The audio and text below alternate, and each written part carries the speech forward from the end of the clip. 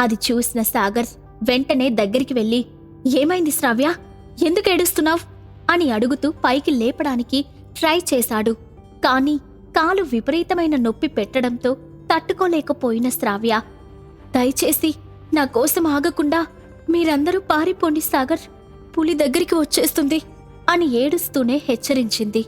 Shut up శ్రావ్య, నిన్నిలా వదిలేసి ఎలా వెళ్తాం, కాసేపు సైలెంట్గా ఉండు అని కోప్పడి ఆమెను భుజాన వేసుకుని పరిగెత్తాడు.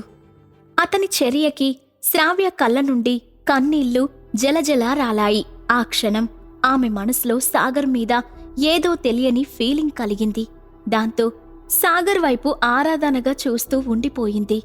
ఇంతలో పులి మరింత సమీపించడం గమనించిన సాగర్, నేను పెద్ద పులిని డైవర్ట్ చేస్తాను, మీరందరూ కిందకు వెళ్ళిపోండి అఖిల అని గట్టిగా చెప్తూనే గుబురుగా ఉన్న ప్రదేశంలో ఎండిపోయిన ఆకులు కుప్పగా ఉండడం గమనించిన సాగర్ తప్పనిసరి పరిస్థితుల్లో శ్రావ్యను ఫోర్స్గా దాని మీదకి విసురుతూ, కాసేపు అక్కడ జాగ్రత్తగా ఉండి నొప్పి తగ్గిన తర్వాత కిందకి వెళ్ళిపో శ్రావ్య, నేను పులిని ఎదుర్కోవడానికి వెళ్తున్నాను అని చెప్పి మెరుపు వేగంతో ముందుకి కదిలాడు సాగర్. అయితే ఆకుల కుప్పమీద పడుతున్న సమయంలో శ్రావ్య నుదిటిన బలమైన రాయి తగలడంతో ఆమె స్పృహ తప్పి పడిపోయింది. కాని సాగర్ ఉన్న హడావిడిలో ఆ విషయం గమనించలేదు.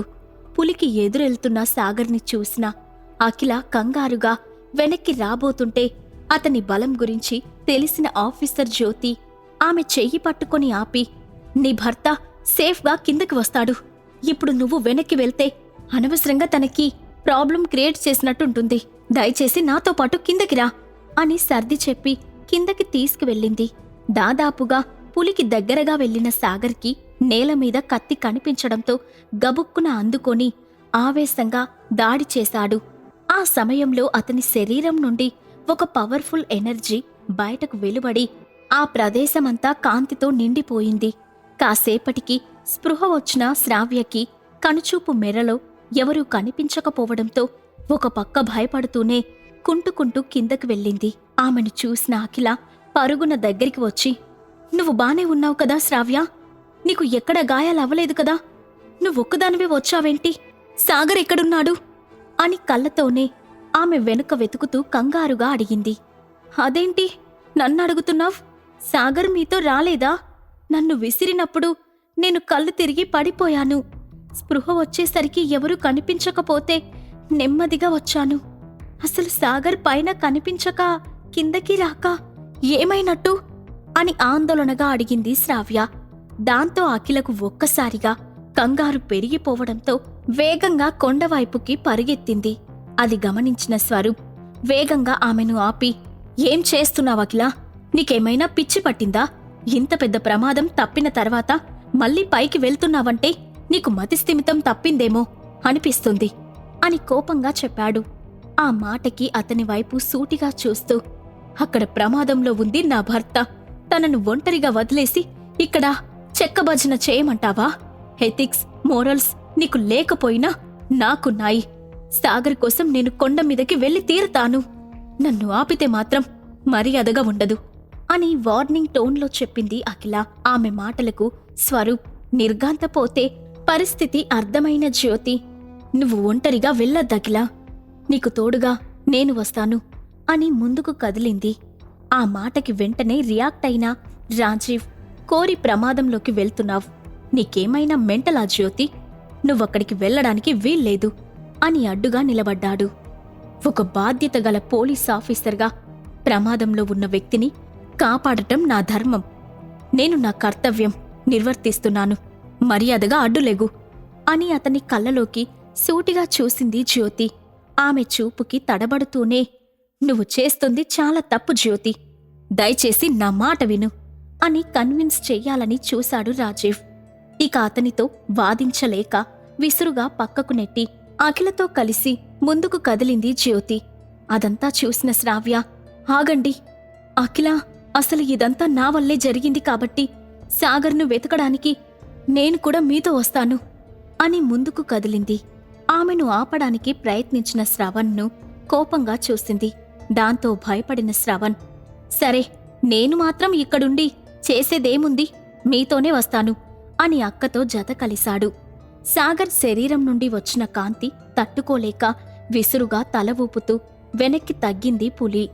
అదే అదునుగా భావించిన సాగర్ తన చేతిలో ఉన్న కత్తితో ఫోర్స్గా పులి మీద దాడి చేసి తన గొంతు దగ్గర, పొట్ట దగ్గర ఎడాపెడా చీల్చేశాడు. అంతటితో ఆగకుండా ఇష్టం వచ్చినట్టు నెత్తిమీద పిడిగుద్దులు గుద్ది పులి కింద పడిపోయేలా చేశాడు. ఇక పోరాడే ఓపిక కోల్పోయిన పులి సాగర్ వైపు కోపంగా చూస్తూ రక్తమొడుతున్న శరీరంతో అక్కడి నుండి వేగంగా అడవిలోకి వెళ్ళిపోయింది. అప్పటికి రిలీఫ్గా ఫీల్ అయిన సాగర్ ఒక్కసారిగా జరిగింది గుర్తుకొచ్చి షాక్ అయిపోయాడు. గాడ్, అసలు నా శరీరం నుండి అంత శక్తి ఎలా వచ్చింది? అసలు పులిని ఇంత సులువుగా ఎలా ఎదుర్కోగలిగాను?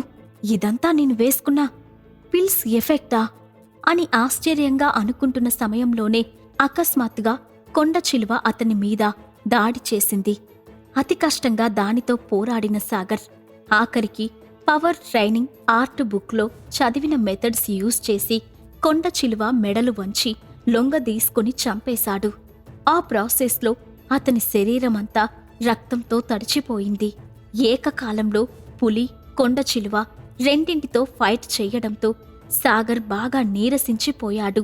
పైగా ఒళ్లంతా వాటి బ్లడ్ ఉండడంతో అతనికి చాలా చిరాకు కలిగింది. ఆ సమయంలో అతను కాళియా మర్దనం చేసిన శ్రీకృష్ణుడిలా కనిపించాడు. కాసేపటికి కొండమీదికి వచ్చిన అఖిల వాళ్ళకి కొండ చిలువను లాక్కుంటూ వస్తున్న సాగర్ కనిపించడంతో షాక్తో నిలబడిపోయాడు.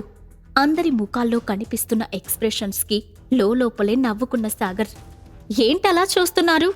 ఈ 50 అడుగుల పామును లాగలేక నా చేతులు నొప్పి వస్తున్నాయి. ఈ రాత్రికి ఇదే మన భోజనం, కాస్త హెల్ప్ చేయండి అని గట్టిగా చెప్పాడు.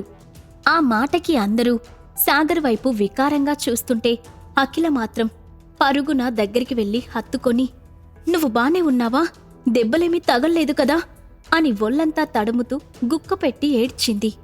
I'm fine Akhila, please don't cry, నేను తట్టుకోలేను అని సున్నితంగా ఆమె కన్నీళ్లు తుడిచాడు సాగర్. ఇంతలో, సాగర్ నీకేం కాలేదు కదా అని కంగారుగా అడిగింది శ్రావ్య. ఆ మాటకి ఇంత పెద్ద అటాక్ జరిగిన తర్వాత ఏమీ అవ్వకుండా ఉంటుందా? ఆ పెద్ద పులి, ఈ కొండ చిలువ రెండూ నన్ను ఒక ఆట ఆడుకున్నాయి. ఒళ్లంతా విపరీతంగా నొప్పి పెడుతుంది కాబట్టి బాగున్నాను అని చెప్పడం కాస్త కష్టం అని నవ్వుతూ అన్నాడు సాగర్. కొద్దిసేపటికి కిందకి వచ్చిన సాగర్తో, నువ్వు చాలా గ్రేట్ బ్రదర్, ఏకకాలంలో రెండింటితో ఫైట్ చేశావ్. ఇలాంటి బలవంతుడైనా నిన్ను కొంతమంది వేస్ట్ ఫెలోస్ పనికిరాని వాడివి అని కామెంట్ చేయడం హాస్యాస్పదం. ఏదేమైనా నీ ధైర్య సాహసాలకు hats off. By the way, నా నేమ్ మురారి. ఇక్కడ నిన్ను కలవడం చాలా హ్యాపీగా ఉంది. భవిష్యత్తులో మనం మంచి ఫ్రెండ్స్ అవ్వాలని నా కోరిక. నీకు అంగీకారమేనా అని అడిగాడు మురారి. అతని మాటలకి రాజీవ్, స్వరూప్ అందరూ షాక్ అయిపోయారు. మరి మురారి ఫ్రెండ్షిప్ ని సాగర్ యాక్సెప్ట్ చేస్తాడా? ఇంతకీ ఈ కాంపిటీషన్లో సాగర్ విన్ అయ్యే అవకాశం ఉందా? ఈ ప్రశ్నలన్నింటికీ సమాధానం తెలియాలంటే నెక్స్ట్ ఎపిసోడ్ వినాల్సిందే. Stay tuned to pocket FM.